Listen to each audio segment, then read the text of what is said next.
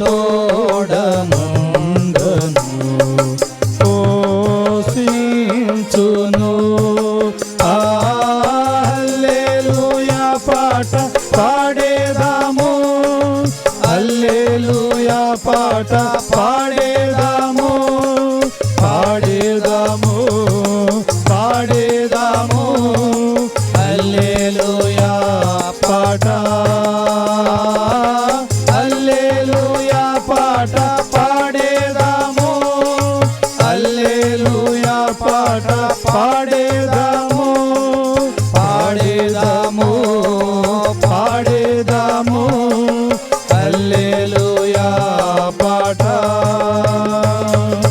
సంతసమున దూతలు సంస్తుతించగా పాడి మోక్షమందున మోదముందెదా. హల్లెలూయా పాట పాడేదాము, హల్లెలూయా పాట పాడేదాము, పాడేదాము, పాడేదాము, హల్లెలూయా పాట, హల్లెలూయా పాట పాడేదాము, హల్లెలూయా పాట పాడేదాము, పాడేదాము, పాడేదాము, హల్లెలూయా పాట. శత్రువునకు వెరువనేల సోదరులారా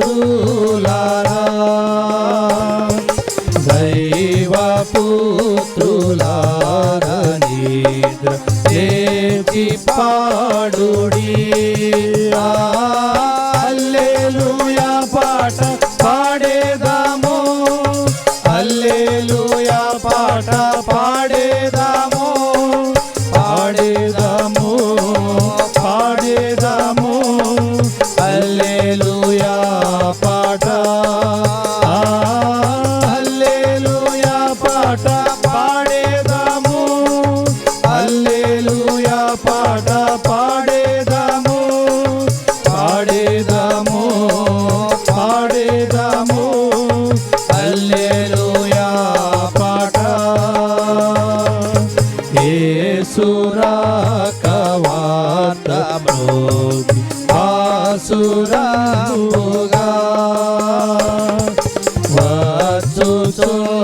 వచ్చుచున్నాడేసు సంగ వధువు కోరకు.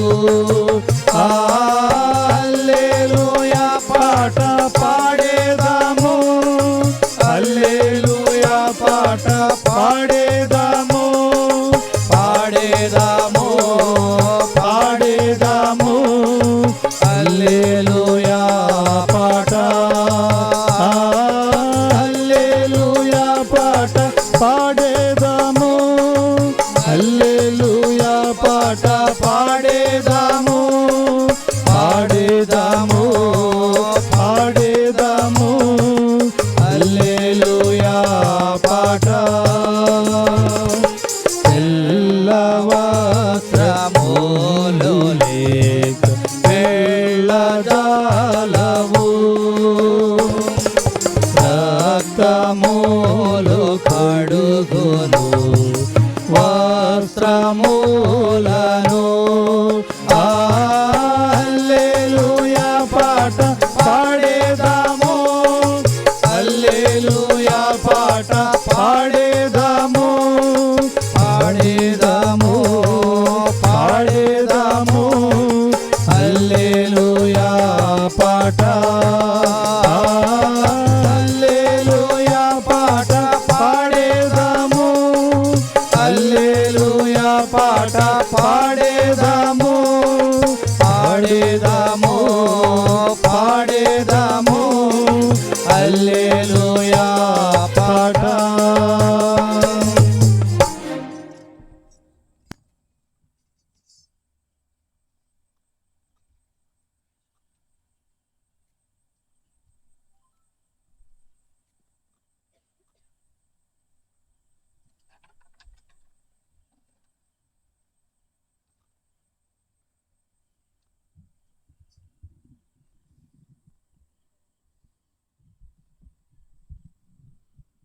ప్రభువైన యేసుక్రీస్తు నామములో అందరికీ శుభములు తెలియజేస్తున్నాం. ఈ సమయంలో ప్రార్థన చేసుకుందాం.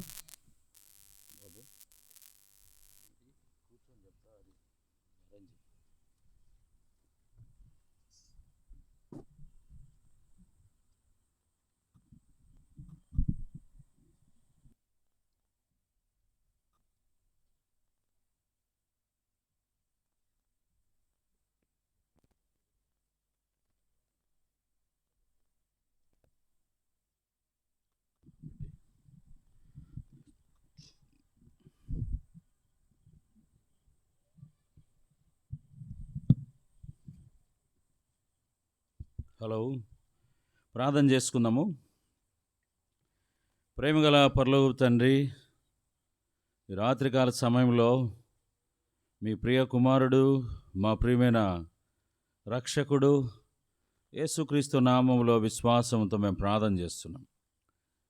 దేవా, మీరు ఎంతైనా హెచ్చించబడవలసిన దేవుడవు, ఆకాశము కన్నా హెచ్చైన దేవుడవు, మహాగణుడు, మహోన్నతుడు, పరిశుద్ధుడు, నిత్య నివాసి అయిన దేవుడు, ఉన్నతమైన మహోన్నతమైన పరిశుద్ధ స్థలములో నివసించే దేవుడు. దేవా, మీకు స్తోత్రము చెల్లిస్తున్నాం. ఆకాశం మీ సింహాసనము, భూమి మీ పాదపీఠమై ఉన్నందుకు ఆరాధిస్తున్నాం. దేవా, ఈ సమయంలో మీ పాద ధూళి అయిన మమ్ములను మీరు జ్ఞాపకం చేసుకోమని దేవా వేడుకొని మేము ప్రార్థన చేస్తున్నాం. ఈ సమయమునందు మీరు మాకు మీ కృపను అనుగ్రహించండి. కోటేశ్వరవన్న ఈ గృహమును ఆధారం చేసుకొని చెప్పబడే దేవుని మాటలను మీరు మాకు అనుగ్రహించి దేవా, మీరు జీవము కలుగుటకును అది సమృద్ధిగా కలుగుటకును మాకు మీరు అనుగ్రహించమని వేడుకుంటున్నాం. సహాయపడు. వందనాలు చెల్లిస్తూ ప్రభువైన యేసు నామములో వేడుకొని ప్రార్థన చేస్తున్నాను తండ్రి, ఆమేన్.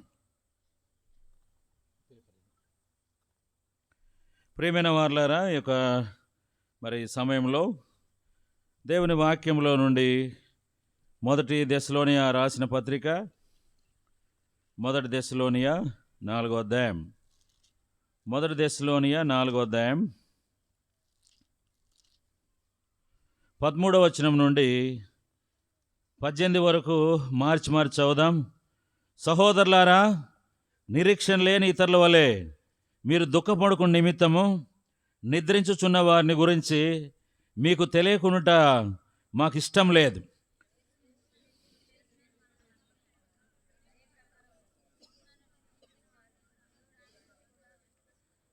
మేము ప్రభు మాటను బట్టి మీతో చెప్పునదేమనగా, ప్రభు ఆగమన పర్యంతం సజీవులమై నిలిచుండు మనం నిద్రించిన వారి కంటే ముందుగా ఆయన సన్నిధికి చేరము.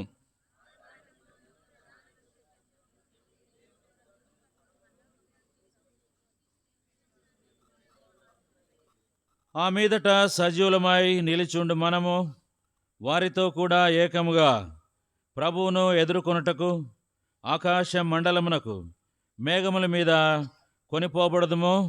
కాగా మనము సదాకాలం ప్రభుతో కూడా ఉందుము. దేవుడు దివ్యలేఖన భాగములను ఆశీర్వదించునుగాక. ఇక్కడ ప్రేమగల తండ్రి, ఈ సమయంలో ప్రార్థిస్తున్నాము.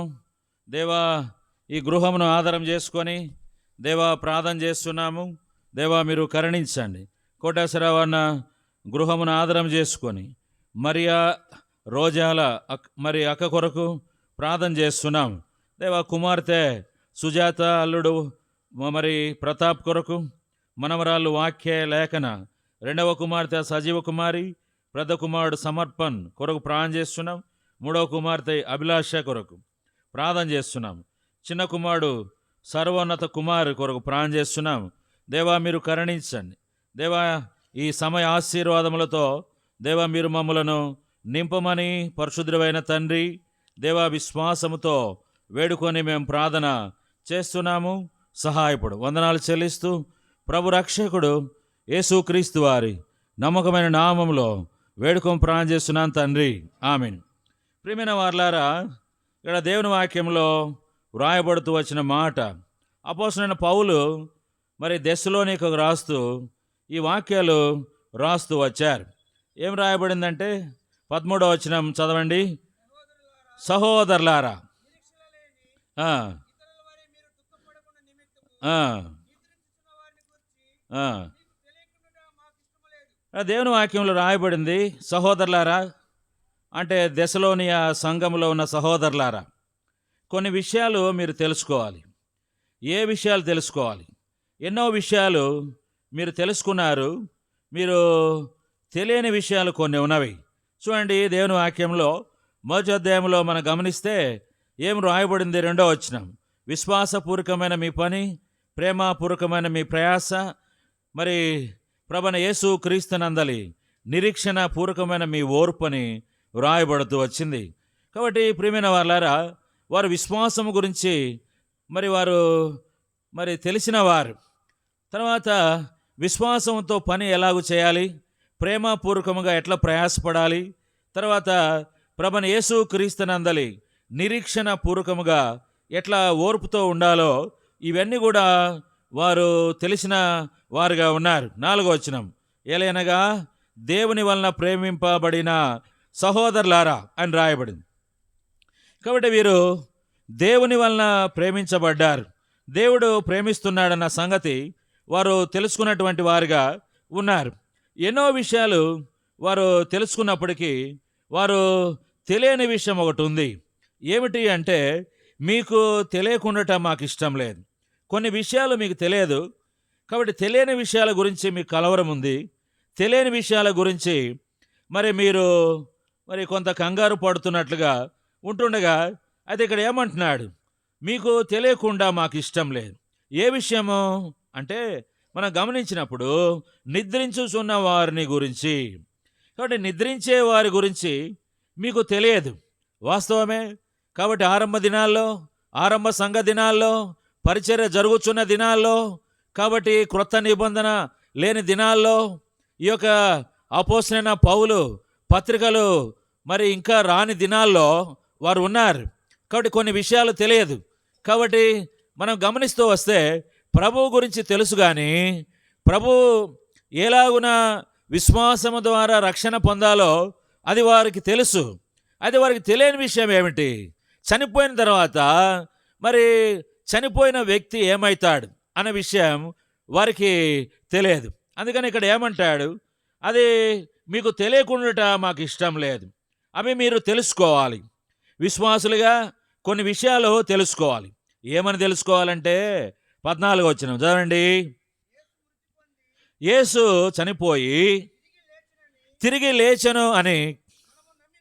కాబట్టి ఇక్కడ మనం గమనిస్తే యేసు ప్రభువారు చనిపోయాడు కదా, ఆయన తిరిగి లేచాడు కదా, ఈ విషయం మీకు తెలుసు కదా, వాస్తవమే. ఇది సంఘానికి తెలిసిన విషయం. యేసు ప్రభు వచ్చారని, యేసు ప్రభు వారు చనిపోయారని, యేసు ప్రభు వారు తిరిగి లేచాడని. కాబట్టి విశ్వాసులు తెలిసిన విషయంగా ఉంది. కాబట్టి దెసలోనియ సంఘానికి తెలుసు, యేసు ప్రభు వచ్చాడని తెలుసు, యేసు ప్రభు శ్రమ పడ్డాడని తెలుసు, యేసు ప్రభు చనిపోయాడని తెలుసు, యేసు ప్రభు వారు తిరిగి లేచాడని మీకు తెలుసు. అదే ఇక్కడ రాస్తాడు, యేసు మృతి నొంది తిరిగి లేచనని మనము నమ్మిన ఎడల. అంటే పౌలు ఈ మాట రాస్తున్నాడు. మనము అంటే నేనైనా మీరైనా మనము నమ్ముచున్నాం. ఏమి నమ్మాం? నేను నమ్మాను యేసు ప్రభు చనిపోయాడని, తిరిగి లేచాడని. అందుకనే అపోస్తలుడైన పౌలు కొరింథీయులకు రాస్తూ 15వ అధ్యాయం 3వ వచనం చదవండి. మొదటి కొరింథీయులకు రాసిన పత్రిక 15వ అధ్యాయం 3వ వచనం. నాకు ఇవ్వబడిన ఉపదేశం మొదట మీకు అప్పగించితిని. ఏమనగా, లేఖనముల ప్రకారము క్రీస్తు మన పాపముల నిమిత్తము మృతి నొందెను, సమాధి చేయబడెను, లేఖనముల ప్రకారం 3వ దినమున లేపబడెను. కాబట్టి పౌలు అంటాడు, ఏమన్నాడంటే 14వ వచనం, యేసు మృతి నొంది తిరిగి లేచనని మనము నమ్మినెడలా. కాబట్టి పౌలు నమ్మాడు. అందుకనే ఇక్కడ ఏమంటాడు? మనము నమ్మినెడలా అంటాడు. కాబట్టి మనం నమ్మాలి. యేసు ప్రభువారు మృతి నొందాడని, ఆయన సమాధి చేయబడ్డాడని, యేసు ప్రభువారు తిరిగి లేచాడని మనము నమ్మాలి. అపోస్తలుడైన పౌలు నమ్మాడు. దెసలోనికే సంఘము నమ్ముతూ వచ్చినది. యేసు ప్రభువారు ఆయన ఈ లోకానికి వచ్చాడు. ఆయన లోకము కొరకు చనిపోయాడు. ఆయన మరి పాపి కొరకు సమాధి చేయబడి తిరిగి లేచాడని మనము నమ్మాలని దేవుని వాక్యంలో వ్రాయబడుతూ వచ్చింది. కాబట్టి ప్రియమైన వారలారా, ఒక మరి అవిశ్వాసి తెలుసుకోవలసిన విషయం, నమ్మవలసిన విషయం, యేసు ప్రభువారు చనిపోయి తిరిగి లేచాడు. దేవుని వాక్యంలో రోమిలకు రాసిన పత్రిక, ఇక్కడ రోమిలకు రాసిన పత్రిక 10వ అధ్యాయం 9వ వచనం చదవండి. రోమిలకు రాసిన పత్రిక, అదేమనగా యేసు ప్రభువని నీ నోటితో ఒప్పుకొని దేవుడు మృతులలో నుండి ఆయనను లేపనని నీ హృదయమందు విశ్వసించిన ఎడల నీవు రక్షణ పొందుతావు. ఇక్కడ ఏమంటాడంటే అపోస్తలుడైన పౌలు రోమీలకు రాశాడు. ఏమన్నాడు? అదేమనగా యేసు ప్రభువు అని నీ నోటితో ఒప్పుకోవాలి. రోమీలారా, మీరు ఒప్పుకోవలసిన విషయం ఏమిటి? యేసు ప్రభువు అని మీరు ఒప్పుకోవాలి. కాబట్టి మీరు ఒప్పుకోరు ఈ విషయాన్ని. యేసు ప్రభువు అని చాలామంది ఒప్పుకోరు. రోమీలు కూడా యేసు ప్రభువు అని వారు ఒప్పుకోరు. వారి ప్రభువులు వేరు. రోమా చక్రవర్తులు వారికి ప్రభువులుగా ఉన్నారు, వారికి రాజులుగా ఉన్నారు. ఇప్పుడు అపోస్తలుడైన పౌలు మన ప్రభువులు వారు కాదు, మన ప్రభు యేసు ప్రభు అని తాను అంటూ ఉన్నాడు. యేసు ప్రభు అందరికీ ప్రభు అని దేవుని వాక్యంలో వ్రాయబడుతూ వచ్చింది. అందుకనే యేసు ప్రభువు అని నీ నోటితో ఒప్పుకొని, అంటే ప్రియమైన వారలారా, మానవులు ఒప్పుకోవలసిన విషయం, సర్వలోకం, ప్రపంచమంతా, ప్రపంచంలో ఉన్న సకల జాతులు, సకల భాషలు మాట్లాడేవారు, జ్ఞానులు, అజ్ఞానులు, బీదలు, ధనవంతులు. కాబట్టి తెలుసుకో, మరి ఒప్పుకోవలసిన విషయం యేసు. చదువు బాబు. గ్లాస్ పెట్టా.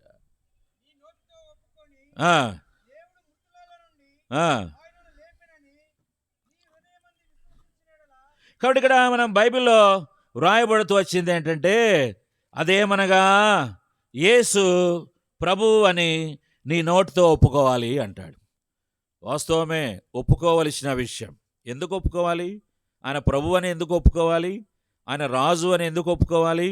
దేవుని వాక్యంలో అపోస్తలుడైన పౌలు తిమోతికి రాస్తూ ఆయన ప్రభువే కాదు, ఇక్కడ దేవుని వాక్యంలో మొదటి మరి తిమోతికి రాసిన పత్రిక 6వ అధ్యాయం, మొదటి తిమోతికి రాసిన పత్రిక 6వ అధ్యాయం, ఇక్కడ 15వ వచనం చదవండి. శ్రీమంతుడును అద్వితీయుడునగు సర్వాధిపతి. కాబట్టి యేసు ప్రభు శ్రీమంతుడు, యేసు ప్రభు అద్వితీయుడు, యేసు ప్రభు సర్వాధిపతి. యేసు ప్రభువారు యుక్త కాలమున ఆ ప్రత్యక్షతను కనపరచును రాయబడింది. ఆ సర్వాధిపతి చదవండి.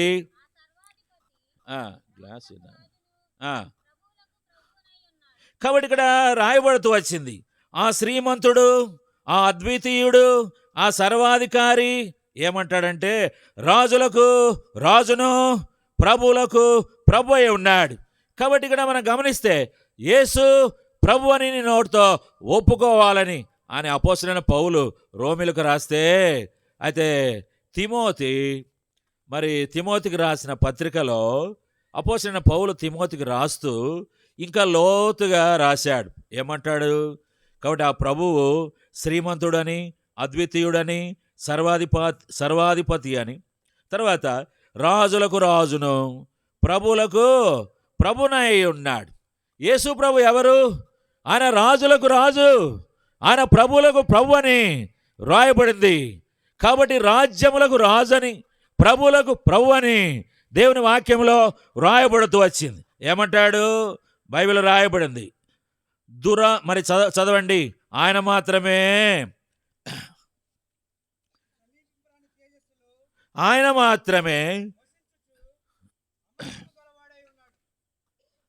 మాత్రమే సమీపించరాని తేజస్సు కలిగిన వాడు. దేవుని వాక్యంలో ఆయన ప్రభువని నీ నోటితో ఒప్పుకోవాలని రాయబడితే, ఇక్కడ రాజులకు రాజు, ప్రభులకు ప్రభు. ఈయన ఏ రాజు అంటే మనం గమనిస్తే ఆయన ఏ రాజైనా ఆ రాజు దగ్గరికి పోవచ్చు, అయితే ఈ రాజు దగ్గరికి మనం పోలేమే. ఈయన రాజులకు రాజు. ఏ రాజు? సమీపించరాని తేజస్సులో అమరత్వం కలిగిన రాజు అని దేవుని వాక్యంలో రాయబడింది. ఈ రాజు దగ్గరికి ఎవరు సమీపించలేరు. ఏమిటి కారణం? ఏంటంటే సమీపించరాని తేజస్సు కలిగిన వాడు, అమరత్వం కలిగిన తేజస్సు కలిగిన వాడు, సూర్య తేజస్సు కంటే ప్రకాశమానమైన వెలుగు కలిగిన వాడు అని రాయబడింది దేవుని వాక్యంలో.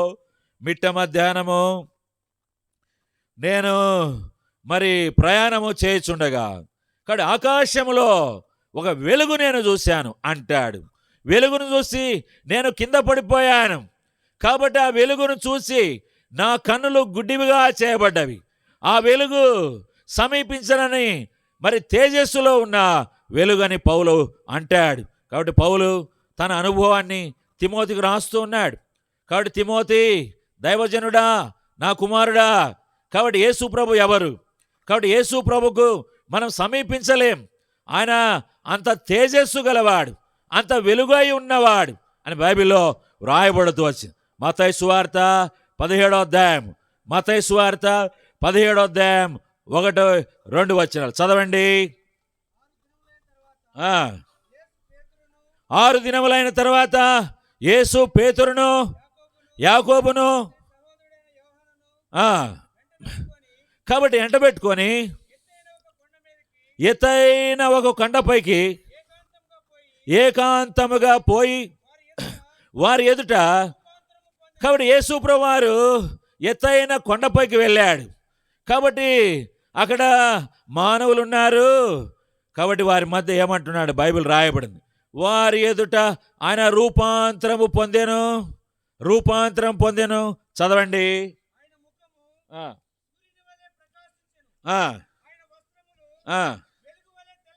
దేవుని వాక్యంలో రాయబడుతూ వచ్చింది ఏంటంటే ఆయన రూపాంతరము పొందెను, ఆయన ముఖము, చదవబాబు, ఆయన ముఖము సూర్యుని వలె ప్రకాశించెను. బైబిల్లో రాయబడింది, ఆయన ముఖము సూర్యుని వలె ప్రకాశించెను. సూర్య తేజస్సు కంటే ప్రకాశమానమైన మరి వెలుగని బైబిల్లో రాయబడుతూ వచ్చింది దేవుని వాక్యంలో. ఇక్కడ ప్రకటన గ్రంథము మొదటి అధ్యాయం, ప్రకటన గ్రంథం మొదటి అధ్యాయంలో ఏమి రాయబడింది? 16వ వచనం చదవండి. ఆయన తన కుడి చేత 7 నక్షత్రాలను పట్టుకొని ఉండెను. ఆయన నోట నుండి 2 అంచుల వాడి అయిన ఖడ్గం ఒకటి బయలు వెళ్ళుచుండెను.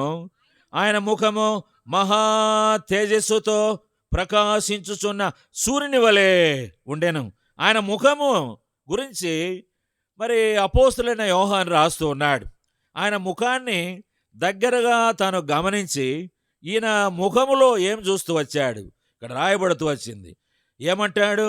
ఆయన ముఖము మహా తేజస్సు ఉన్నట్లుగా చూస్తున్నాడు.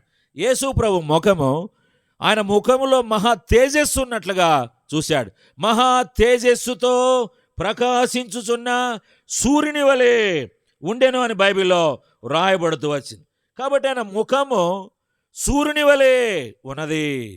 కాబట్టి అందుకనే మనము గమనిస్తూ వచ్చినప్పుడు సమీపించరాని తేజస్సులో అమరత్వం కలిగిన వాడని మనము చూస్తూ ఉన్నాం. కాబట్టి అమరత్వం గలవాడు, సమీపించరాని తేజస్సు గలవాడు. అందుకనే మనం గమనిస్తే దేవుని వాక్యంలో ఇక్కడ ఏమంటాడు? ప్రకటన గ్రంథము 6వ అధ్యాయం ఇక్కడ ఏం రాయబడుతూ వచ్చిందంటే 15వ వచనం చదవండి. భూరాజులు, ఘనులు, సహస్రాధిపతులు, ధనికులు, బలిష్ఠులు, ప్రతి దాసుడు, ప్రతి స్వతంత్రుడు కొండల గుహలలోను బండల సందులలోను దాగుకొని సింహాసనాసీనుడయున్న వాని యొక్కయు గొర్రెపిల్ల యొక్కయు మహా ఉగ్రత దినము వచ్చెను అని బైబిల్లో రాయబడింది. కాబట్టి ప్రియమైన వారలారా, భూరాజులకు, గనులకు, సహస్రాధిపతులకు, ధనికులకు, బలిష్ఠులకు, దాసులకు, స్వతంత్రులకు ఏమొచ్చింది అంటే మహా ఉగ్రత దినం వచ్చెను అని రాయబడింది. దేవుని ఉగ్రత ఈయన రాజుల రాజు, ఈయన ప్రభుల ప్రభువు, సూర్య బింబం వంటి ఈ యొక్క ప్రకాశమానమైన వెలుగు కలిగినటువంటి మరి వారు ఏం రాయబడుతూ వచ్చిందంటే గొర్రెపిల్ల ఉగ్రతకు తాళజాలిన వాడు ఎవడు అని రాయబడింది. ఈ రాజుల రాజు, ఉగ్రత కలిగిన వాడు. దేవుని వాక్యంలో ఇక్కడ ఏమంటున్నాడు? ఎవరికి ఉగ్రత? భూరాజులకు ఉగ్రత, గనులకు ఉగ్రత, సహస్రాధిపతులకు ఉగ్రత, ధనికులకు ఉగ్రత, బలిష్ఠులకు ఉగ్రత, దాసులకును స్వాతంత్రులకును. ఇది దేవుని ఉగ్రత, దేవుని ఉగ్రత. కాబట్టి ఉగ్రత తాళజాల వాడేవాడని దేవుని వాక్యంలో వ్రాయబడుతూ వచ్చింది. దీన్ని తట్టుకోగలవాడేవాడు? గొర్రెపిల్ల ఉగ్రతకు తాళజాల వాడేవాడు. యెషయా గ్రంథం దేవుని వాక్యంలో యెషయా గ్రంథము 2వ అధ్యాయం, యెషయా గ్రంథం 2వ అధ్యాయంలో ఒక మాట రాయబడింది. 20వ వచనం చదవండి. ఆ దినమున యెహోవా. కాబట్టి ఆ దినమున దేవుడు యెహోవా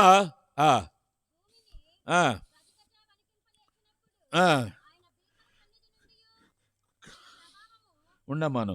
ఆ దినమున యెహోవా భూమిని గజగజ వణికింప లేచునప్పుడు అని రాయబడి. దేవుని ఉగ్రతలో దేవుడు ఏమి చేయనై ఉన్నాడు. కాబట్టి దేవుని ఉగ్రతలో, గొర్రెపిల్ల ఉగ్రతలో, ఆ ప్రభు ఉగ్రతలో, ఈ రాజుల రాజు, ప్రభుల ప్రభు అయిన యేసు క్రీస్తు వారి ఉగ్రత వచ్చినప్పుడు ఏం రాయబడుతూ వచ్చిందంటే రాయబడింది, భూమిని గజగజ వణికింప లేచినప్పుడు ఈ భూమి గజగజ వణుకుతుందని రాయబడుతూ వచ్చింది. తర్వాత ఆయన భీకర సన్నిధి నుండి, ఆయన ప్రభావ మహాత్యము నుండి కొండల గుహలలోను బండల సందులలోను దాగుకొనవలన ఆశతో నరులు తాము పూజించుకొంటకాయ చేయించుకొనిన వెండి విగ్రహములను, సువర్ణ విగ్రహములను ఎలుకలకును గబ్బిలేములకును పారవేతురు అని దేవుని వాక్యంలో వ్రాయబడుతూ వచ్చింది. కాబట్టి ప్రియమైన వార్లారా, దేవుని ఉగ్రత, భూమి గజగజ వణుకుతుందని ఆయన భీకర సన్నిధిలో, ఆయన ప్రభావ మహాత్యములో కొండలు, గుహలు, బండ బీటులలు ఇవన్నీ కూడా తత్తరిల్లిపోయేటువంటిగా ఉన్నవి. పంచభూతములు వికటమైన మహావేర్రంతో లయమైపోవునని దేవుని వాక్యంలో వ్రాయబడింది. భూమి గజగజ వణికింపజేసే దేవుడు, దైవ ఉగ్రత, దేవుని ఉగ్రత, గొర్రెపిల్ల యొక్క ఉగ్రతని బైబిల్లో వ్రాయబడింది. 2వ పేతురు గ్రంథం ఇక్కడ ఒక మాట మనము చూస్తున్నాం. 2వ అధ్యాయం, 2వ పేతురు 3వ అధ్యాయం ఇక్కడ 10వ వచనం చదవండి. అయితే ప్రభు దినము దొంగ వచ్చినట్లు వచ్చును ఆ దినమున.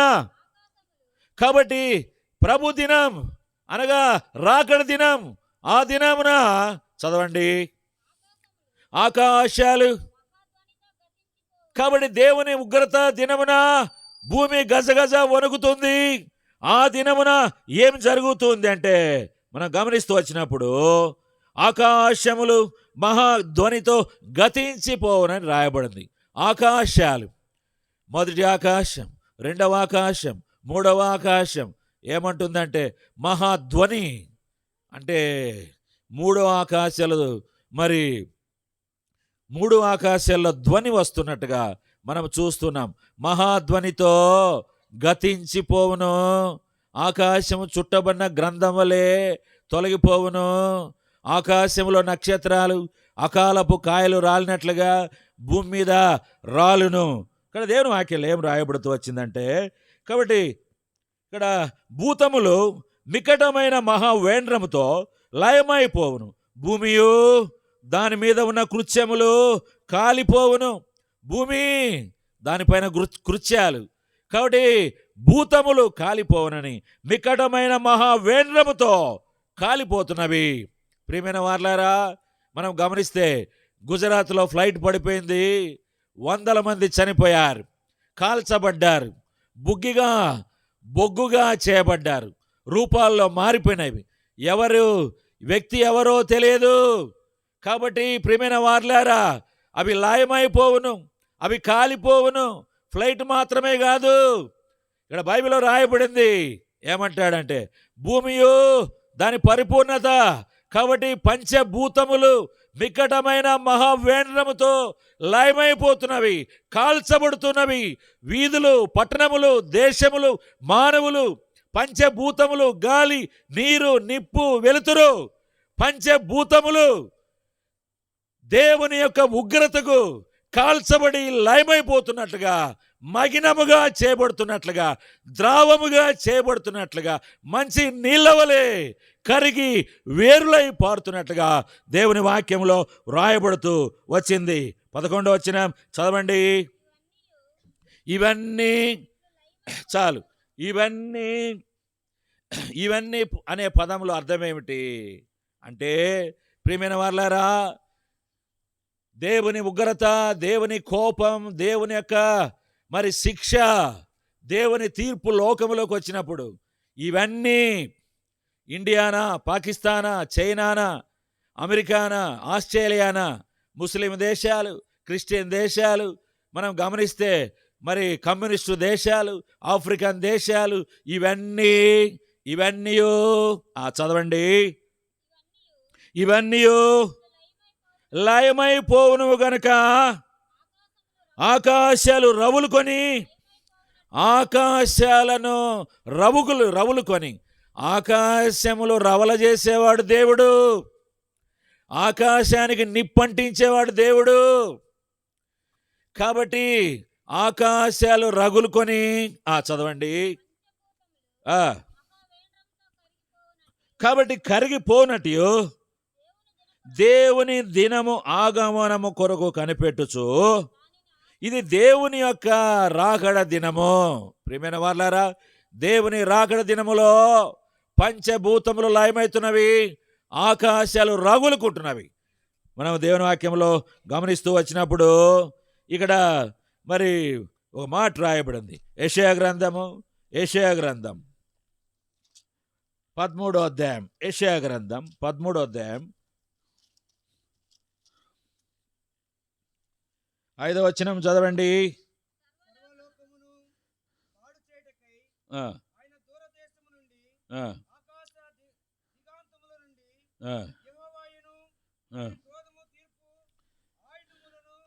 పదమూడవ అధ్యాయం 4వ వచనం. బహుజనుల ఘోషవలే కొండలలోని మరి జన సమూహముల వలన కలుగు శబ్దం వినుడి, కూడుకొను రాజ్యముల జనములు చేయు అల్లరి శబ్దం వినుడి. సైన్యములకు అధిపతిగా యెహోవా యుద్ధమునకై తన సేనను వ్యూహ క్రమము ఏర్పరుచున్నాడు. 5వ వచనం. సర్వలోకమును పాడు చేయటకాయ్ ఆయన దూర దేశము నుండి, ఆకాశ దిగంతముల నుండి యెహోవాయును ఆయన క్రోధము తీర్చు ఆయన ఆయుధములు వచ్చుచున్నారు. కాబట్టి దూర దేశముల నుండి, ఆకాశ దిగంతముల నుండి యెహోవాయు ఆయన క్రోధము తీర్చు ఆయుధములు వచ్చుచున్నవి. యెహోవా వచ్చుచున్నాడు. యెహోవా క్రోధము తీర్చే ఆయుధములు దూర దేశములో నుండి వచ్చుచున్నవని బైబిల్లో వ్రాయబడింది. 6వ వచనము. యెహోవా దినము వచ్చుచున్నది, ఘోషించుడి. యెహోవా దినము వచ్చుచున్నది, ఘోషించుడి. దేశములారా, ప్రపంచములారా, సర్వ దేశములారా, యెహోవా దినం వచ్చుచున్నది, ఘోషించుడి. యెహోవా దినం ఒక ప్రళయములాగా వచ్చుచున్నది. అది ప్రళయములే. చదవయ్యా. అది ప్రళయములే, సర్వశక్తుని యొక్క దేవుని యొద్ద నుండి వచ్చును. కాబట్టి దేవుని దగ్గరుండి ప్రళయము రాలబోతుందని యెషయా ప్రవక్త సెలవిస్తున్నాడు. కాబట్టి ప్రియమైన వారలారా, ప్రళయం రాబోతుంది, ఉగ్రత రాబోతుంది, శిక్ష రాబోతుంది, దేవుని తీర్పులు రానై ఉన్నవి. కాబట్టి అది దేవుని యొద్ద నుండి ప్రళయం వలె వచ్చును. సర్వశక్తుడగు దేవుని యొద్ద నుండి వచ్చును. అందుచేత చాలు, యెహోవా దినం వచ్చుచున్నది, ఘోషించుడి. అది ప్రళయం వలె సర్వశక్తుడగు దేవుని యొద్ద నుండి వచ్చును. అందుచేత అంటే యెహోవా దినం వచ్చుచున్నది, అందుచేత ప్రళయం వలె సర్వశక్తుని యొద్ద నుండి వచ్చుచున్నది, అందుచేత రాయబడింది. బాహువులనియు దుర్బలమగును, ప్రతి వాని గుండె కరిగిపోవును, జనులు విభ్రాంతి నొందుదురు, వేదనలు దుఃఖములు వారి కలుగును రాయబడింది. అందుచేత యెహోవా దినం వచ్చుచున్నది. అందుచేత ఏం రాయబడింది అంటే బాహువులన్నీయు దుర్బలమగును, ప్రతి వాని గుండె కరిగిపోవును, జనులు విభ్రాంతి నొందుదురు. 8వ వచనం చదవండి.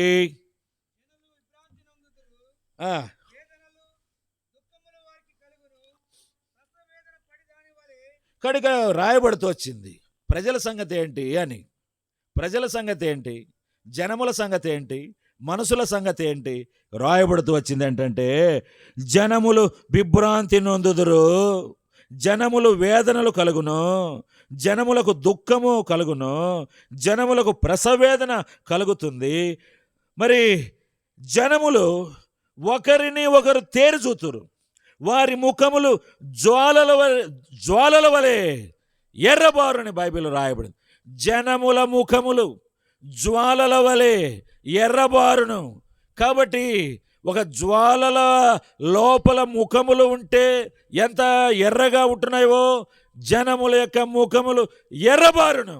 దేవుని తీర్పు, దేవుని ఉగ్రత, దేవుని యొక్క మహాభయంకరమైన కోపమునకు ముఖములు ఎర్రబారును, జ్వాలల వలె ముఖములు ఎర్రబారును.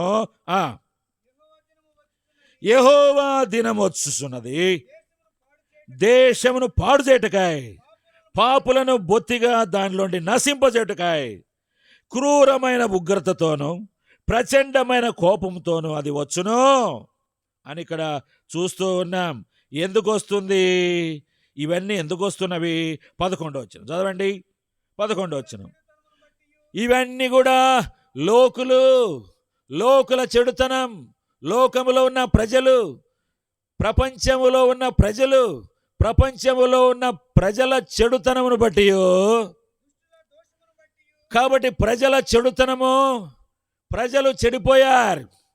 వారి అంతరంగములో, వారి మనసులో, వారి జీవితములో, వారి నడక పడకలు, వారి కుటుంబాలు, వారి ప్రవర్తన, వారి వ్యక్తిగతమైన జీవితములు ఇక్కడ రాయబడుతూ వచ్చినాయి. ఏమిటో అని రాయబడుతూ వచ్చిందంటే లోకుల చెడుతనం. లోకులు చెడిపోయారు. వారి హృదయము వారి బాల్యం నుండి చెడ్డదని బైబిల్లో రాయబడింది. వారి బాల్యం నుండి దేవునికి విరోధులుగా వారు ఉంటూ వచ్చారు. కాబట్టి వారిని సృష్టించినందుకు యెహోవా సంతాపము నొందెను అని రాయబడుతూ వచ్చింది. మానవులు, లోకులు, ప్రజలు, ప్రపంచముల నరులు ఏం రాయబడిందంటే లోకుల చెడుతనమును బట్టి, దుష్టుల దోషాన్ని బట్టి, దుష్టులకు నెమ్మది ఉండదని దేవుడు సెలవిస్తున్నాడని బైబిల్లో రాయబడుతూ వచ్చింది. కాబట్టి ఇక్కడ ఏమంటాడు? లోకుల చెడుతనమును బట్టి, దుష్టుల దోషమును బట్టి నేను వారిని శిక్షింపబోచున్నాను. దుష్టులను, చెడ్డవారిని దేవుడు శిక్షిస్తాడు. దుష్టుడిగా ఉంటే, చెడ్డవాడిగా ఉంటే దేవుడు శిక్షించేవాడిగా ఉంటూ ఉన్నారు. కాబట్టి ప్రియమైన వారులారా, అది ఇక్కడ బైబిల్లో రాయబడింది. దుష్టుల దోషమును బట్టి నేను వారిని శిక్షించబోచున్నాను. అహంకారుల అతిశయమును మాన్పించేదను, బలత్కారుల గర్వం అణిచివేసేదను అని ఇక్కడ దేవుని వాక్యంలో వ్రాయబడుతూ వచ్చింది. కాబట్టి ప్రియమైన వారులారా, ఇది దేవుని యొక్క భయంకరమైన ఉగ్రత, దేవుని కోపము. కాబట్టి ఆ కారణం చేత ఇక్కడ రోమిలకు రాసిన పత్రిక 10వ అధ్యాయం 9వ వచనం చదవండి. రోమిలకు రాసిన పత్రిక 10వ అధ్యాయం 9వ వచనం. అదేమనగా యేసు ప్రభువని నీ నోటితో ఒప్పుకొని, కాబట్టి యేసు ప్రభు అని ఒప్పుకునే దినాలు ఇవి. ఈ దినాల్లో మానవుడు చేయవలసిన విషయం, మనుషులందరూ ఏమి చేయాలి? దేవుని ఉగ్రత ఉంది, దేవుని కోపము రానై ఉన్నది, పంచభూతములు, ప్రపంచం సర్వనాశనమునకు సిద్ధంగా ఉన్నది. అయితే ఏం చేయాలి? మనం శిక్షలో పాలుపములు పొందాలనా? మనం నరకంలోకి వెళ్ళాలా, పాతాళంలోకి వెళ్ళాలా, దేవుని శిక్ష కింద ఉండాలా? అలా కాదు. కానీ దేవుడు ఏమన్నాడు? యేసు ప్రభువని నీ నోటితో ఒప్పుకొని కాబట్టి యేసు ప్రభు వారు ప్రభు అని ఒప్పుకోవాలి. మొదట ఆయన మృతులలో నుండి యేసు ప్రభు లేచాడని నీవు నీ హృదయమందు నమ్మాలి. మొదటిగా యేసు ప్రభు అని ఒప్పుకోవాలి. రెండోదిగా మృతులలో నుండి ఆయన తిరిగి లేపబడ్డాడు అని హృదయంలో నమ్మాలి. కానీ ప్రియమైన వార్లారా, యేసు ప్రభు వారు మృతులలో నుండి తిరిగి లేపబడిన ప్రభు. ప్రతి ప్రభువు చనిపోయి సమాధిలో ఉన్నాడు. కాబట్టి సమాధిలో పురుగులు వారిని కమ్మగా తినివేసినవి. తిరిగి రాని స్థలాలకు వారు వెళ్ళిపోయారు. కాబట్టి ప్రియమైన వార్లారా, అది యేసు ప్రభు మృతి నొంది తిరిగి లేచెను, మృతి నొంది తిరిగి లేచెను. కానీ ప్రియమైన వార్లారా, యేసు ప్రభు వారు పునరుద్ధానుడు, సజీవుడు, మృత్యుంజయుడని బైబిల్లో వ్రాయబడుతూ వచ్చింది. లేచినాడు రా సమాధి.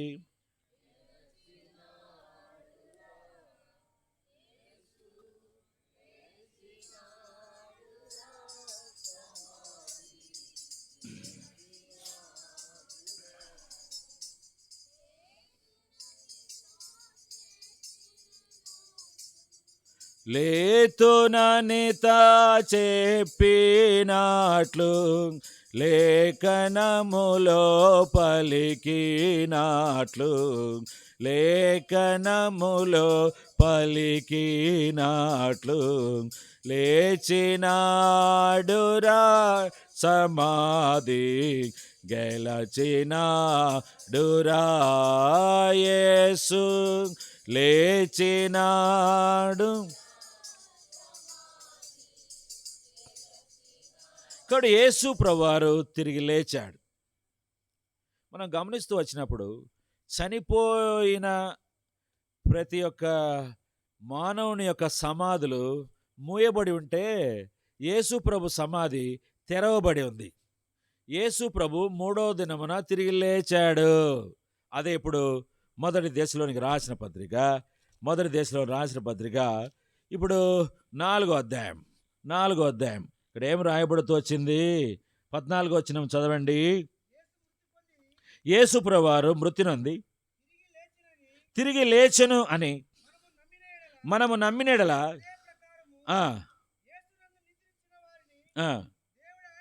యేసు ప్రభు చనిపోయి తిరిగి లేచాడు అని మనం నమ్మాలి. అప్పుడు మనకు రక్షణ కలుగుతుంది. లేకపోతే రక్షణ రాదు. రక్షణ లేకపోతే నరకమే. నరకములో అగ్ని ఆరదు, నరకములో పురుగు చావదు. పిరికివారు, అవిశ్వాసులు, అసహ్యులు, నరహంతకులు, వ్యభిచారులు, మాంత్రికులు, విగ్రహారధికులు, అబద్ధికులందరూ అగ్నిగంధకముల మండు గుండములో పాలు పంపులు పొందుదురు. ఇది 2వ మరణం. నమ్మని వానికి మరణం, నమ్మని వానికి శిక్ష, నమ్మని వానికి నరకం ఉంది. నమ్మిన వానికి రక్షణ ఉంది. కాబట్టి యేసుప్రభు చనిపోయి తిరిగి లేచనని మనము నమ్మిన ఎడలా చదవండి. అదే ప్రకారం యేసు ప్రభునందు నిద్రించిన వారిని దేవుడు ఆయనతో కూడా కాబట్టి యేసు ప్రభునందు చనిపోయిన వారిని ఆయనతో కూడా వెంటబెట్టుకొని వచ్చును. కాబట్టి మరియా రోజాల అక్క దేవుడు ఏం చేస్తాడు? వెంటబెట్టుకొని వస్తాడు. కాబట్టి యేసు ప్రభు వెంటబెట్టుకొని వస్తాడు. అది బైబిల్లో వ్రాయబడింది. రోమిలకు రాసిన పత్రిక 8:11 చదవండి. రోమిలకు రాసిన పత్రిక 8వ అధ్యాయం 11వ వచనం.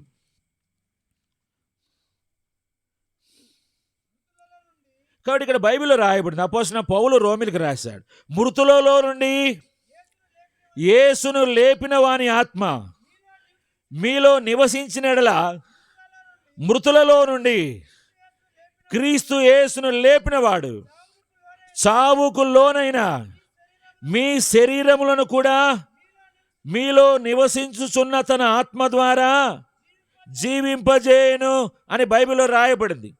కాబట్టి మృతులోండి తిరిగి లేచిన యేసు ప్రభువారు మనకు ఏం చేస్తున్నాడు? మన విషయంలో ఏం రాయబడింది? అదే ప్రకారం చనిపోయిన వారిని దేవుడు వెంటబెట్టుకొని వచ్చును. ఎట్లా? ఇక్కడ ఏమంటాడు పౌలు ఏమన్నాడంటే, మృతులలో నుండి యేసును లేపిన వాని ఆత్మ మనలో నివసించిన ఎడల, యేసుప్రభువారు మృతులోండి తిరిగి లేచాడు, ఆయన ఆత్మ మనలో నివసించిన ఎడల ఏమి జరుగుతుంది అంటే, ఇక్కడ బైబిల్లో రాయబడింది, మృతులలో నుండి క్రీస్తు యేసును లేపినవాడు చావుకు లోనైన మీ శరీరములను కూడా మీలో నివసించుచున్న తన ఆత్మ ద్వారా జీవింపజేయను. మనలో నివసించుచున్న ఆత్మ ద్వారా దేవుడు జీవింపజేస్తాడు, బ్రతికిస్తాడు. కానీ ప్రియమైన వారలారా, ఆత్మ ద్వారా జీవింపజేసే దేవుడు, ఆత్మ ద్వారా బ్రతికించే దేవుడు, ఆత్మ ద్వారా సమాధిలోండి బయటికి తెచ్చే దేవుడు, ఆత్మ ద్వారా పునరుద్ధానములో పాల్పంపులు అనుగ్రహించే దేవుడని ఇక్కడ దేవుని వాక్యంలో రాయబడింది. కాబట్టి యేసు ప్రభు తిరిగి లేచాడు. ఆయన ఆత్మ మన యందు నివసించడం వలన యేసు ప్రభువారు మన శరీరాలను మృతులలో నుండి దేవుడు సజీవులుగా తిరిగి లేపుతాడని దేవుని వాక్యంలో మనం చూస్తున్నాం. ఇది మన నిరీక్షణ. కానీ ప్రియమైన వారలారా, ఇక్కడ మనం గమనించినప్పుడు 2వ కొరింథీయులకు రాసిన పత్రిక 5వ అధ్యాయం 1వ వచనం, 2వ కొరింథీ 5వ అధ్యాయం 1వ వచనం చదవండి. భూమి మీద మన గుడారమైన ఈ నివాసం, చాలు, భూమి మీద మన గుడారమైన ఈ నివాసం అనగా ఈ శరీరం, మన గుడారమైన ఈ శరీరం అనేది మన గుడారం, మన ఆత్మ నివసించే గుడారం. భూమి మీద మన గుడారమైన ఈ నివాసం. కాబట్టి ఈ నివాసం అనగా ఈ శరీరం శిథిలమైపోయినను, ప్రియమైన వారలారా, భూమి మీద మన గుడారమైన ఈ నివాసం, కాబట్టి ఈ నివాసం, శరీరం అనే నివాసం, ఆత్మకు నివాసమైన ఈ శరీరం అనే నివాసం శిథిలమైపోయినను. కానీ ప్రియమైన వారలారా, శరీరములు శిథిలమైపోతున్నాయి. శరీరాన్ని ప్రేమించవద్దు, శరీరములను ప్రేమించవద్దు.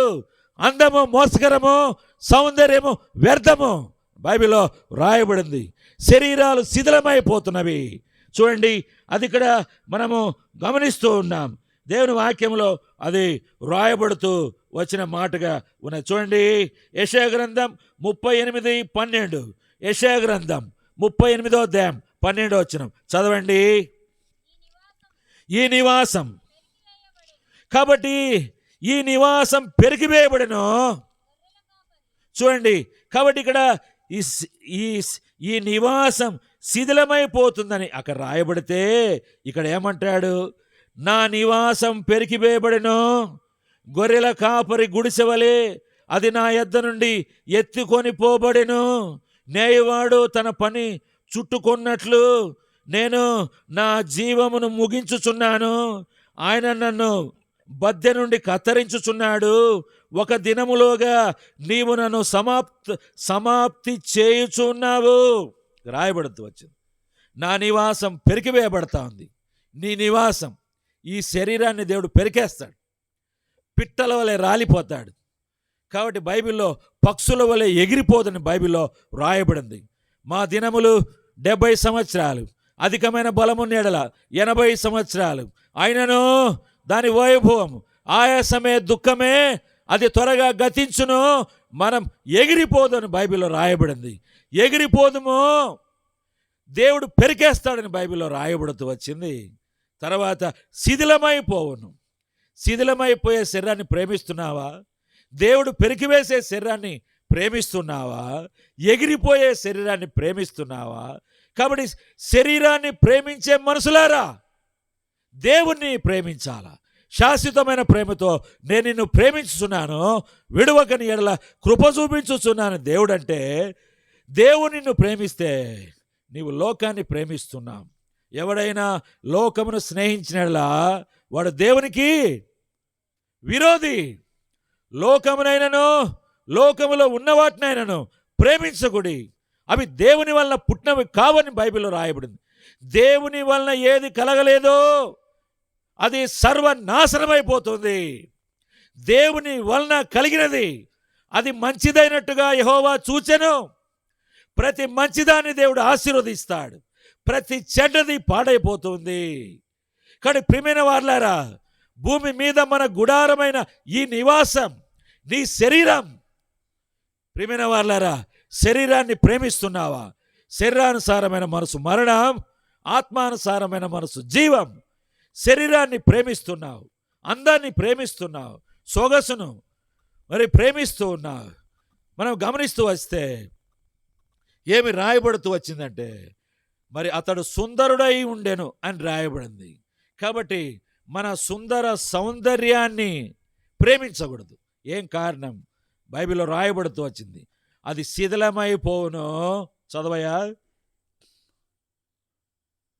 ఈ నివాసం శిథిలమైపోయినను చేతి పని కాక దేవుని చేత కట్టబడినదియో నిత్యమైనదియునైనా నివాసం పరలోకమందు మనకున్నదని వెరుగుదుము. రెండు నివాసాలు. శరీరం అనే నివాసం శిథిలమైపోతుంది.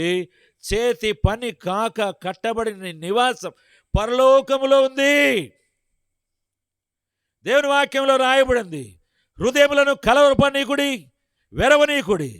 దేవుని యందు విశ్వాసం ఉంచున్నారు, నా యందును విశ్వాసం ఉంచండి. నా తండ్రి ఇంట అనేక నివాసములు కలవు, లేని ఎడల నేను మీతో చెప్పుదును. నేనున్న స్థలములో మీరును ఉండులాగున నేను మరలా వచ్చి నేను మిమ్మల్ని తీసుకొని పోదును. కాబట్టి దానికి మార్గం, నేనే మార్గమును, నేనే సత్యమును, నేనే జీవమునై ఉన్నానని ప్రభు సెలవిస్తూ వచ్చాడు. కానీ ప్రియమైన వార్లారా, మనం గమనిస్తూ వచ్చినప్పుడు నేనున్న స్థలములో మీరును ఉండలాగున ప్రభు ఎక్కడున్నాడు? బైబిల్లో రాయబడుతూ వచ్చింది, మనం చూస్తూ ఉన్నాం. ఏమంటాడు అంటే, పరలోకమందు మనకు నివాసం ఉన్నదని ఎరుగుదుము. అది నిత్యమైన నివాసం. పరలోకములో ఉన్న నివాసం నిత్యమైన నివాసం. ఇప్పుడు చూడండి, ఇక్కడ మరియా రోజాలమ్మ ఎక్కడ పోయింది? ఎక్కడ పోయిందన్నా?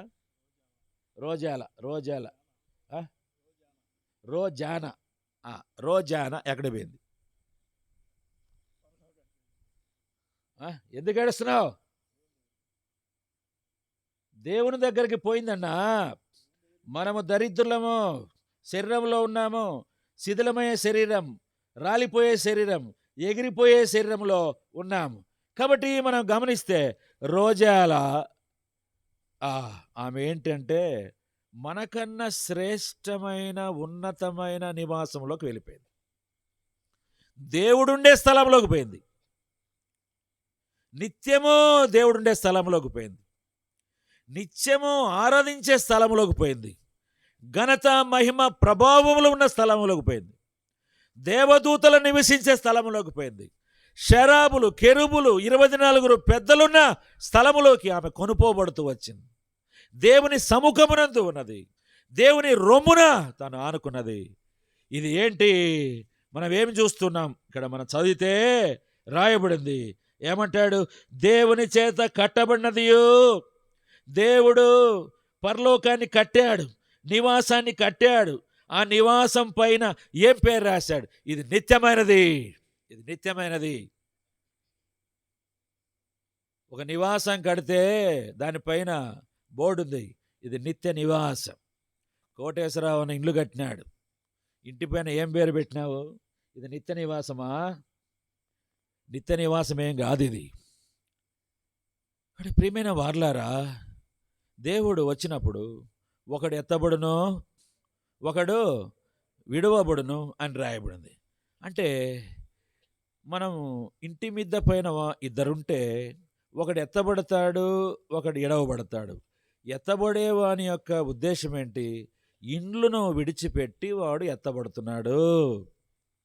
ఎంత అందముగా మనం ఇండ్లు కట్టుకున్నా, దేవుడు ఆయన చేత కట్టబడిన ఇంటి ఎదుట ఇది చాలా అల్పమైనది, ఇది మనం విడిచిపెట్టి వెళ్ళవలసిన నివాసమై ఉన్నది. ఇది మనకు స్థిరము కాదు, పర్మనెంట్ కాదు. నీవైనా, నేనైనా, మనమైనా, ఎవరమైనా సరే, నీ నివాసం స్థిరము కాదు. గుర్తుపెట్టుకో. ఇండ్లను ప్రేమించవద్దు, భార్యను ప్రేమించవద్దు, ఆరోగ్యాన్ని ప్రేమించవద్దు. చూడండి, నిలబడి చెప్పలేక కూర్చొని చెప్తున్నా. నిలబడి చెప్పింటే ఇప్పుడే దబక్కనికి పడదు నేను. ఎందుకు? షుగర్ వ్యాధిగ్రస్తున్న ఊరంతా తిరిగిన చెమటలన్నీ వెళ్ళిపోయినాయి, కళ్ళు తిరుగుతూ ఉన్నాయి. ఏమి ఇప్పుడు ఏంటి మన శరీరము? కొంచెం దూరం నడిస్తే కళ్ళు తిరిగి దబక్కిన కింద పడిపోయే శరీరం ఇది కదా. కాబట్టి ఈ నివాసం పర్మనెంట్ కాదు, శాశ్వతం కాదు. ఒళ్ళు ప్రేమించొద్దు, గుల్లవుతుంది. ఒళ్ళు గుల్లవుతుంది, ఒళ్ళు ప్రేమించొద్దు. అర్థమైందా? ఎప్పుడు ఏం జరుగుతుందో తెలియదు. కాబట్టి దేవుడు తన చేతుల చేత కట్టబడిన నివాసం పరలోకమందు ఉన్నదని మనము ఎరుగుదుము. మనము దిగంబరులం కాక వస్త్రములు ధరించుకున్న వారముగా కనబడదుము. కాబట్టి పరలోకము నుండి వచ్చు మన నివాసము దీనిపైన ధరించుకొన అపేక్షించుచు దీనిలో మూలుగుచున్నాం. ఈ శరీరంలో మనం మూలుగుచున్నాము. పరలోకము నుండి వచ్చు నివాసమును దీనిపైన ధరించుకొన మూలుగుచున్నాం. చూసినారు? పరలోకము నుండి నివాసం వస్తుంది. ఆ నివాసము మనము ధరించుకోవాలి. దేవుడు కట్టిన పరలోకమనే నివాసం దిగి వస్తుంది, అది మనము ధరించుకోవాలి. అందుకని ఈ శరీరములలో మనం మూలుగుచూ ఉన్నాము. కాబట్టి నిత్య నివాసం పరలోకం. కాబట్టి సిస్టరు ఆ నివాసములోకి వెళ్ళింది. అందుకనే ఈ మాటల చేత ఒకరినొకరు ఆదరించుకోండి. ఈ మాటల చేత ఒకరినొకరు ఆదరించు. ఏమిటి ఆదరణ అంటే పరలోకమనే నివాసములోకి వెళ్ళింది కాబట్టి ఇదే ఆదరణ. ఏమి చనిపోయి నరకంలోకి పోయిందా? ప్రకటన గ్రంథం 20 అధ్యాయం 15 వచనం చదవండి. ప్రకటన 20:15. ఎవని పేరైనను జీవ గ్రంథమునందు రాయబడినట్టు కనపడని ఎడల వాడి అగ్నిగుండంలో పడవేయబడును. ఎవడి పేరైనా జీవ గ్రంథములో రాసినట్టుగా కనపడకపోతే వాడికి నరకమే. 21:8 చదవండి. ఎవని పేరు లేదు పరలోకంలో, జీవగ్రంథంలో ఎవరి పేర్లు లేవు? పిరికివాని పేరు లేదంట గ్రంథంలో. ఈ పిరికివాని పేరు జీవగ్రంథంలో లేదు. అవిశ్వాసుల పేర్లు జీవగ్రంథంలో లేవు. అసహ్యుల పేర్లు జీవగ్రంథంలో లేవు. నరహంతకులు, ఒక హంతకుడి పేరు జీవగ్రంథంలో లేదు. వ్యభిచారి, నువ్వు వ్యభిచారం చేస్తున్నావా?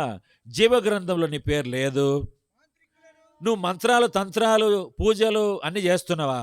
నీ పేరు దేవుడు రాసుకోడు జీవగ్రంథంలో. విగ్రహారాధికుల పేర్లు జీవగ్రంథంలో లేవు. అబద్ధాలు ఆడే వాళ్ళ పేర్లు జీవగ్రంథంలో లేవు. వీరందరూ ఎక్కడికి పోతారు? చదవండి. వీరందరూ అగ్నిగంధకముల మండు గుండములో పాలు పొంపులు పొందుదురు. ఇది 2వ మరణం. బైబిల్ రాయబడింది, ఇది 2వ మరణం. వీళ్ళ పేర్లు జీవగ్రంథంలో లేవు.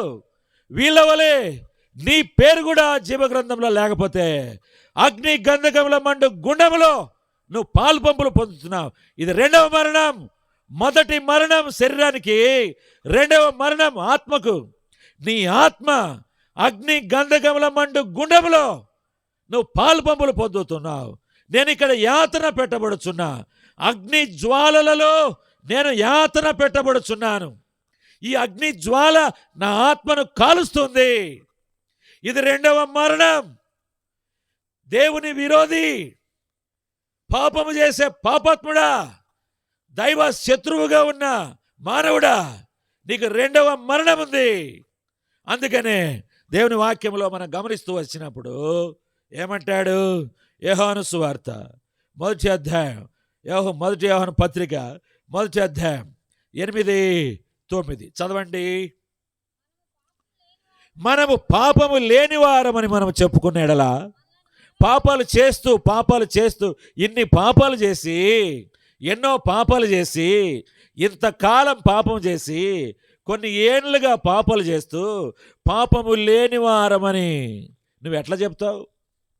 పాపం లేనివాడని చెప్తావా? పాపం చేయలేదని చెప్తావా?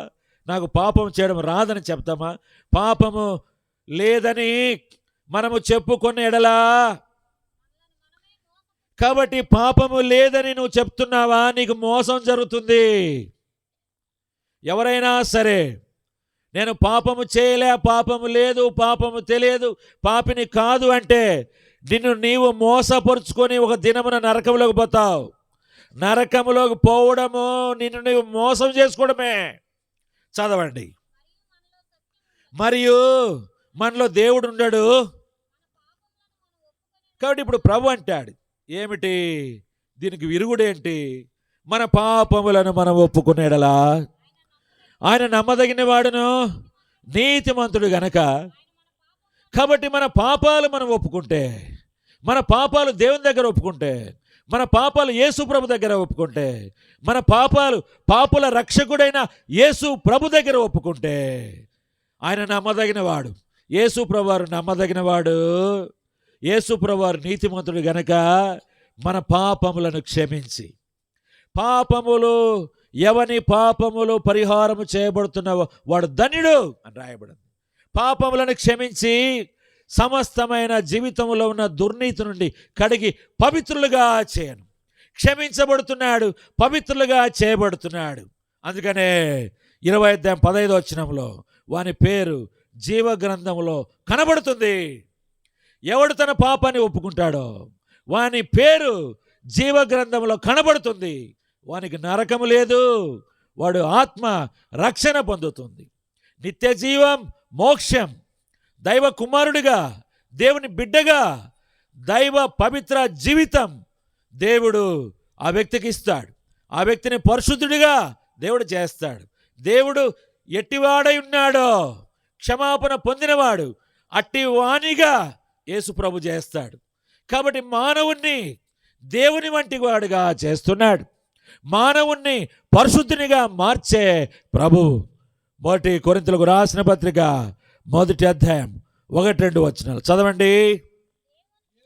దేవుని చిత్తం వలన యేసు క్రీస్తు యొక్క అపోస్తలుడుగా ఉండుటకు పిలువబడిన పౌలును, సహోదరుడైన సోస్తెనేసును, కొరింథీలో ఉన్న దేవుని సంఘమునకు అనగా క్రీస్తు యేసునందు, కొరింథీ సంఘం అనగా క్రీస్తు యేసునందు పరిశుద్ధ పరచబడిన వారై, యేసు క్రీస్తు చేత పరిశుద్ధ పరచబడిన వారై యేసు ప్రభు పరిశుద్ధ పరుస్తున్నాడు. యేసు ప్రభు పరిశుద్ధ పరుస్తూ ఉన్నాడు.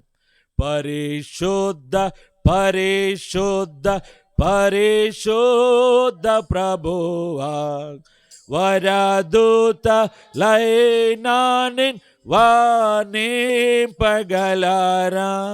వరదూత లైనానిన్ వర.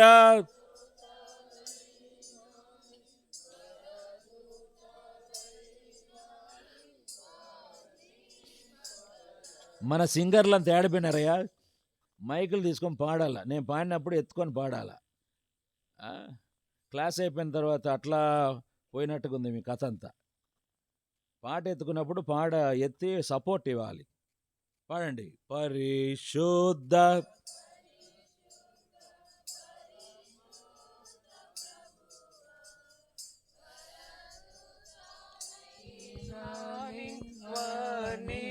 పగలరా వరదూతలైనానిన్ వరదూతలైనానిన్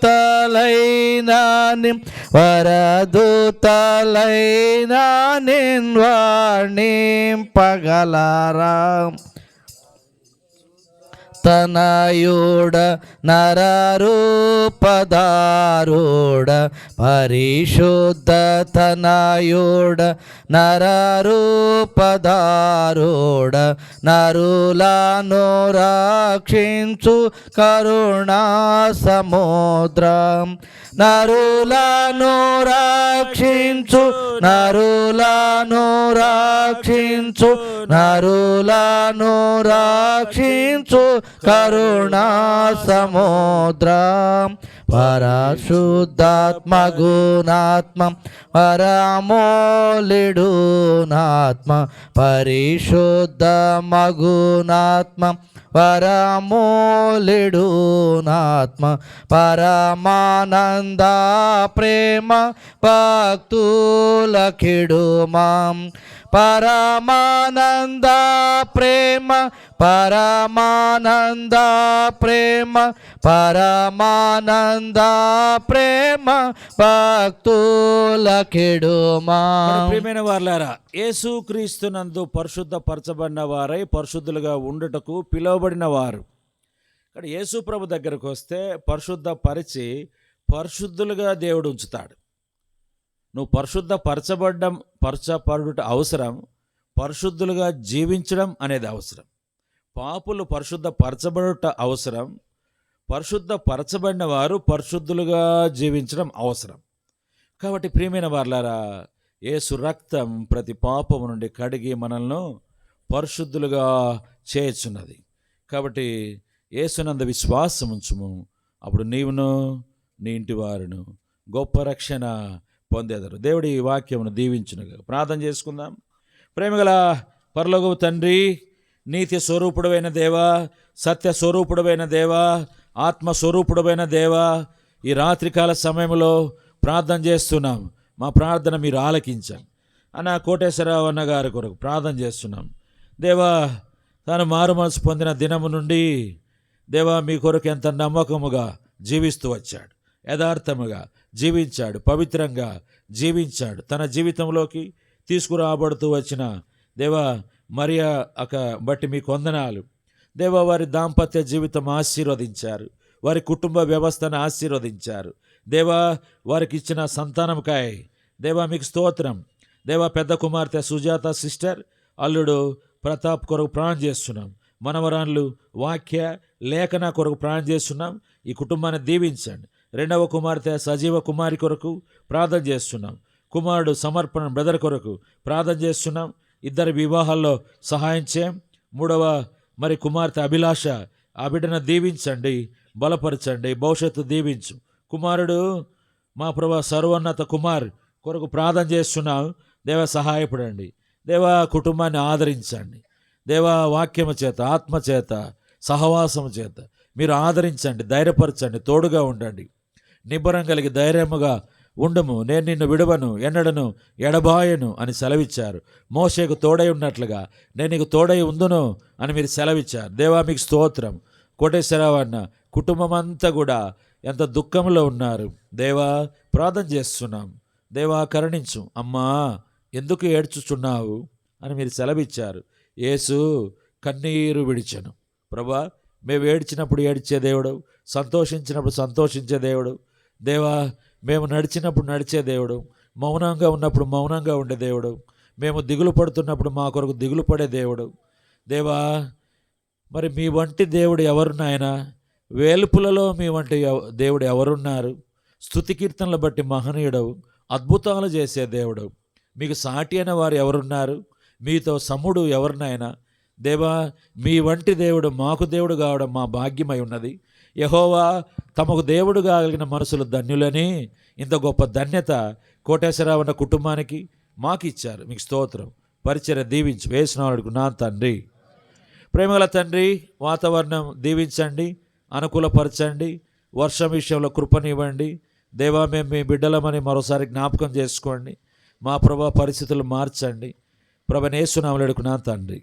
తండ్రి అయిన దేవుని ప్రేమ, ఆయన కుమారుడైన యేసుక్రీస్తు కృప, పరిశుద్ధాత్మ సన్నిధి సావాసం ఇప్పుడు ఎల్లప్పుడు సదాకాలం తోడై ఉండుగాక. ఆమేన్. బోలో యేసు మసీకి. హల్లెలూయా. భోజనాల కొరకు ప్రార్థన. దేవా, మీ బిడ్డలు ప్రేమతో సిద్ధపరిచిన ఈ భోజనం దీవించుము, వారికి ప్రతిఫలం ఇవ్వండి. ఎవరు ప్రయాసపడ్డారో వారిని ఆశీర్వదించు. యేసునామములో అడుగుతున్నాను తండ్రి. ఆమేన్.